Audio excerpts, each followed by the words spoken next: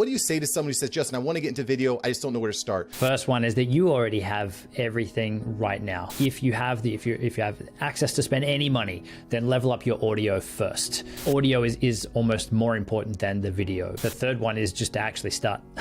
You should be thoughtful about the first several words that you say in your video too, because Google is actually going to transcribe that, and that can impact your search on YouTube as well. Am I quoting you correctly there? I want to say those exact words in the right order in the first sentence. But it's those keywords that I know people are searching for. This does two things. It helps YouTube, as you said, because they're transcribing your videos, but also it matches likely what your viewer has just typed into Google or to YouTube.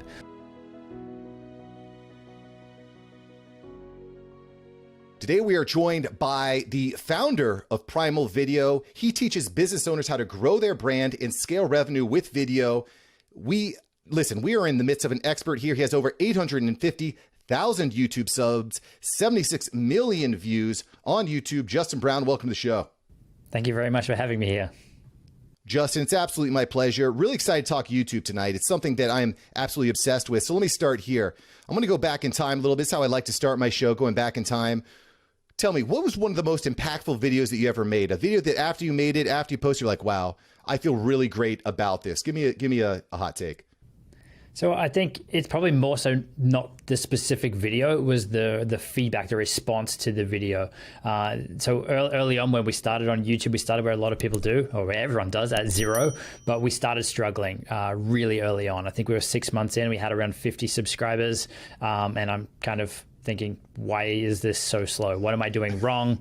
And a lot of the stuff that a lot of us out there are feeling on YouTube, you're putting all this time into creating this content. Why isn't it getting views, subscribers? Why isn't this working? And we got right to the point where we're considering stopping it because it's a business decision for us. It's a business tool. But we started to get some comments through, and there's one standout comment. We'd helped inspire someone to make a video to raise awareness for autistic children. And that's like, wow, at this point now, this is way bigger than just me sharing video tips. It's helping other people with what they're here to do and what they're driven to do. So that was kind of the pivotal moment for us. It's like, we need to figure this out. We need to make this work because I want to keep sharing this stuff, and there's people that can use it. That's to me what video is all about. That's what creating is all about. It's not just creating on your own, but it's inspiring others to create. And that drives me forward a lot as well. And one of the challenges I find with a lot of creators or people that are thinking about creating video is they don't know how to take that first step into video. So listen, Justin, do we need to have expensive cameras? Do we need to have expensive equipment? What do you say to someone who says, Justin, I want to get into video, I just don't know where to start? What are the first 3 steps? I'd say the first 3 steps, or the first one, is that you already have everything right now. Literally, there's some massive videos on YouTube. There's some really successful channels and things, and they're literally just using a webcam or using their phone. But I will say that if you have access to spend any money, then level up your audio first. So use your phone, use your webcam, grab a $20 lapel lavalier microphone or a little shotgun microphone, whatever it is. Just audio is almost more important than the video, because that's the piece that people need to be able to hear you and consume the content. If the picture's not that great, you can make do, but it's the audio that is the most important piece. So you already have enough. So I think that was 2. The third one is just to actually start. So a lot of people will go and consume courses and content or YouTube, but never actually take action. So you have everything you need. Grab a microphone if you have the ability to, but you can still get great results without it. So I'm not saying don't start till you've got it, but actually go through the motions of making your first videos. Your first videos will be your worst videos for everybody. And then the game then is, how do I improve over time? Well, that is exactly it. It's getting a little bit better with each video. And I'll tell you what, my first videos definitely were really bad. And they're still a work in progress. I'm a work in progress. That's what the journey is all about. Now, let's assume that anyone that's listening or watching this understands the importance of YouTube. Second largest search engine. You've got the opportunity to reach a lot of people. SEO, really powerful. It also drives traffic, can drive traffic to your website via SEO. But I'm going to get started on YouTube. What are the 3 videos that are really, really important for my channel starting out? What do I need? Well, I think before you look at any specific video, and we can talk about how you can come up with ideas and everything, but for us, we're looking at, we have a topic, we have an idea that we want to create or share about, and then we're going and doing some research for it. So it's not what I think people want. I might have something I think this is a really good tip that people need. And if they knew this thing, that they're going to have success with whatever that topic is. But people aren't searching for that solution. They're not searching for that tip. They're looking for the problem. They're typing in. They're going to Dr. Google, Dr. YouTube, how to self-diagnose, how to figure stuff out for themselves. So you've got to take that step back on any content that you create and say, what would someone search for to find this? Or what would I search for to find this on Google and YouTube?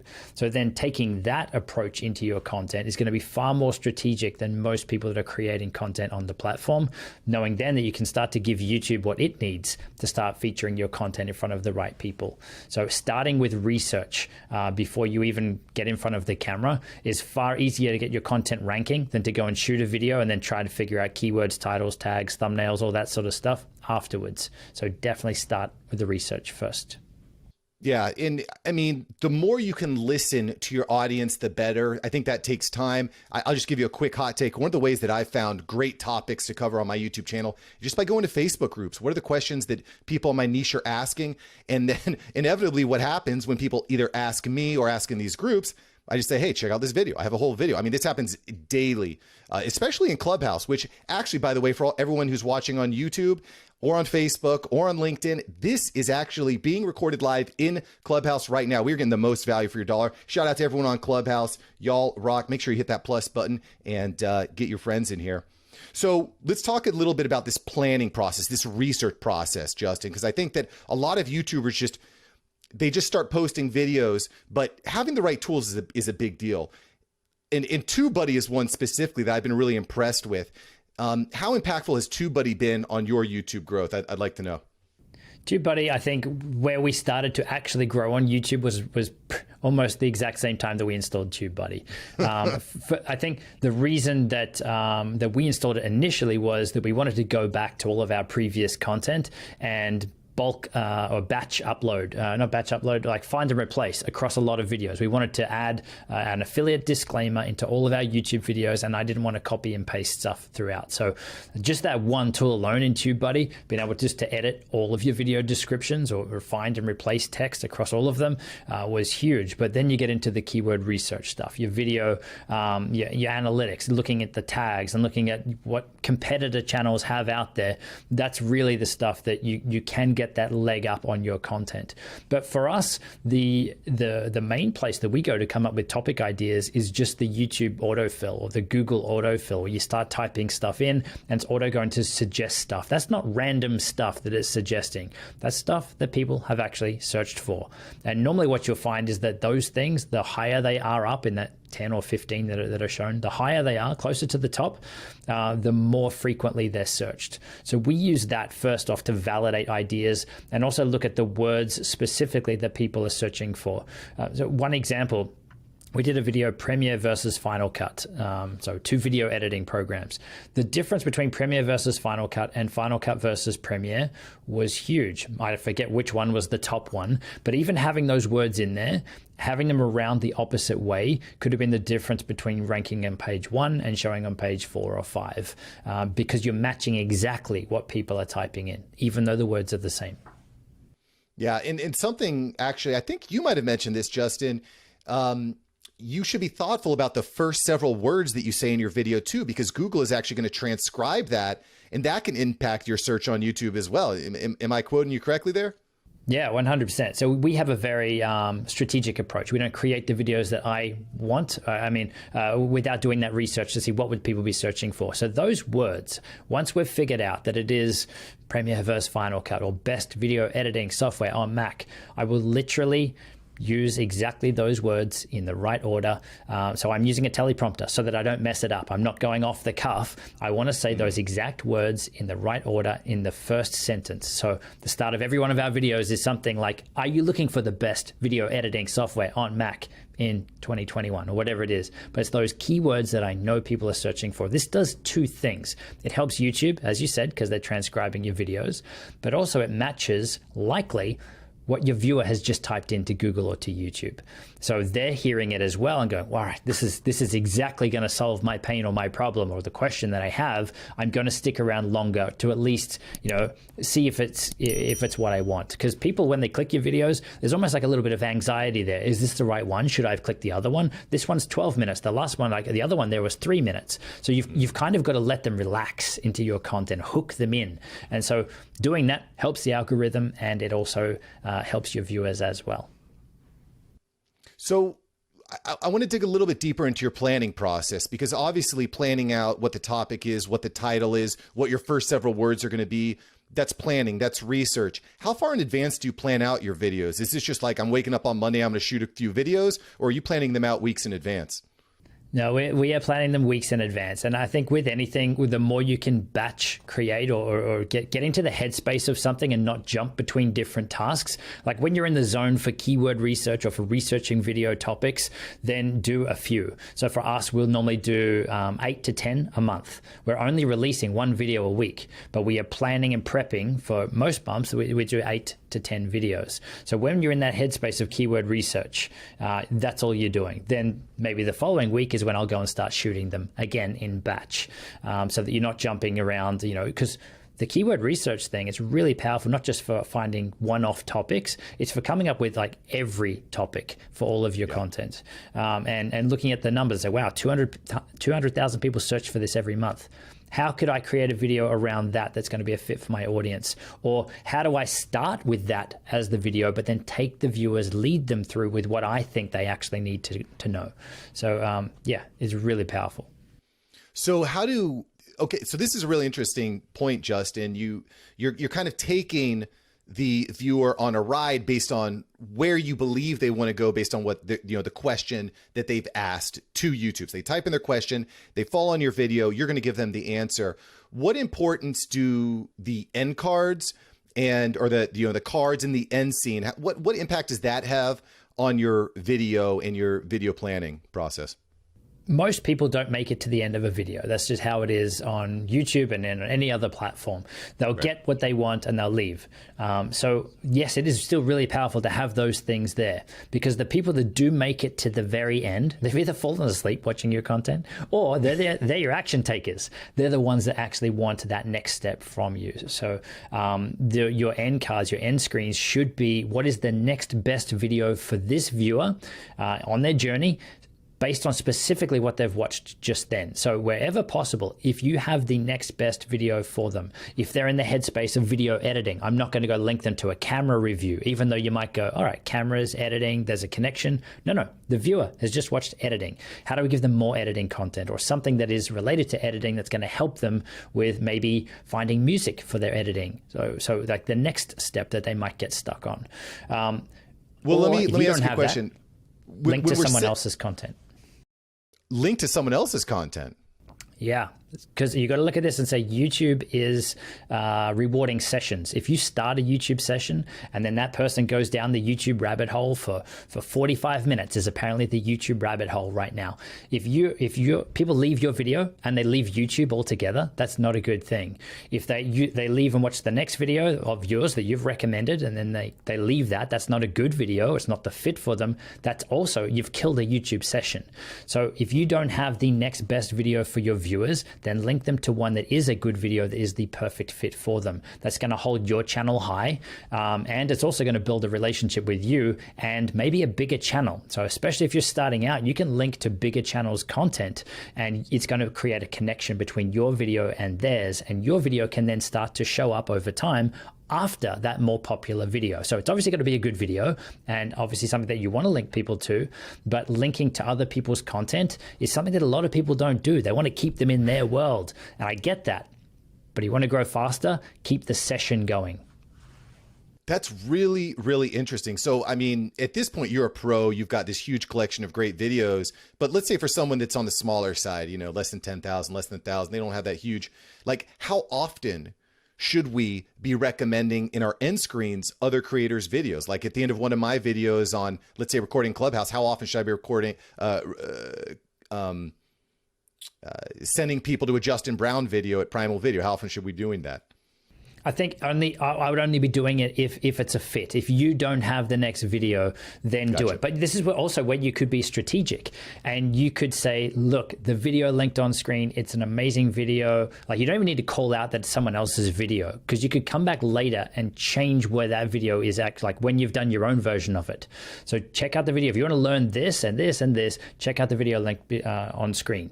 And later at some point, you could then swap that out for your own. But I would say, yeah, link your channel. How do you tie your channel to a bigger channel that is already doing or creating the types of content that you are or you want to be, or has, probably more important, the audience that you want for your content? How do you create those ties? So it's a great way to get your content in search and suggested off the back of other content. And so this is, I think, an important concept, because the only thing on YouTube that you can't edit after the fact, after posting, is the video itself. You can change the thumbnail, the title, the keywords, the end screens. You can change all of that.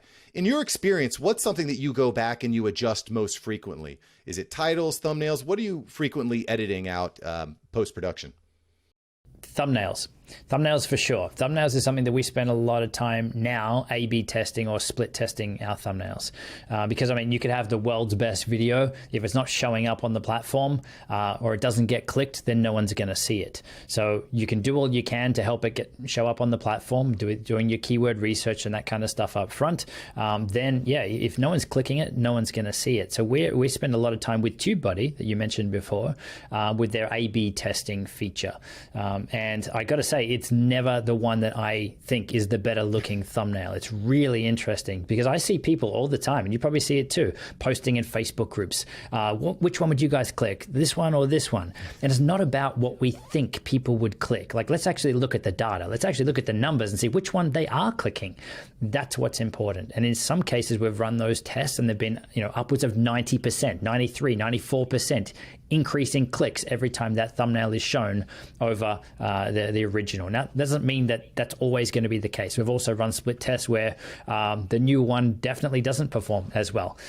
So it's just interesting. There's no perfect formula besides create something that is eye-catching, something that is engaging, and ideally alluding to what the video is going to be about. If your viewers can look at all the different images, all the different thumbnails on YouTube, and yours grabs their attention and they can quickly figure out what it's going to be about and that it's a fit for them before they even read your title, that's kind of the pinnacle. You want to get to that level.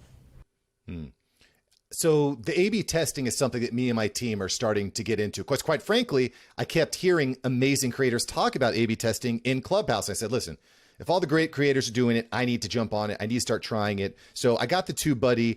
We're going to start A/B testing. When I'm looking at two thumbnails, how different should my thumbnails be? Should it just be like different colors, different fonts, or should they be completely different? What do you think when we're going into A/B testing? How different should our thumbnails be?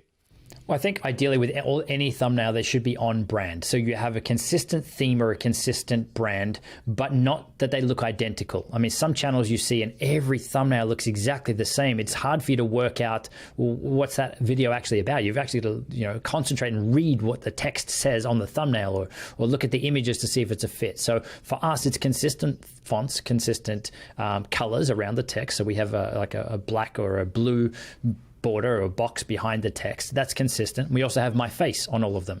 The idea is that then if someone has maybe watched one of our videos, that they might recognize me in the thumbnail, they might be more likely to click another video. So we have a consistent theme, but inside of that, we're changing colors. We're changing what I'm doing on the thumbnail. If I'm holding something up, pulling a silly face, pointing, whatever.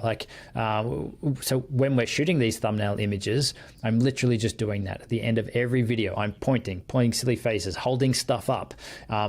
Again, whatever you can do to help your viewer work out what your video is about. If you're going to be speaking iPhone, hold up an iPhone, or put up the Apple logo or something on there, or a specific program, put the company logo on there. So the people that are looking for that go, yep, I've seen that before. That's the one I want. Yeah. So there's really beyond that. There's nothing else that we are not testing. Like we've had some that are fluoro pink in the background just to grab attention. Some that are just full images and really like distracting ones that you would think no one's ever going to click that. So we're testing all sorts of things, but it doesn't stray away from their consistent branding, fonts, colors, and things, and also my face on them. I like that. I like that. And of course, we're talking to Justin Brown here from Primal Video. We are not only recording for YouTube, for Instagram, for LinkedIn, for Facebook. You're going to be able to see this video everywhere. We are also recording live in Clubhouse. Shout out to everyone in Clubhouse who is just loving life right now. We're going to be bringing people up on stage here in just a moment to actually be featured on the After Hours Entrepreneur and ask your question to Justin. So thanks for hanging out with us.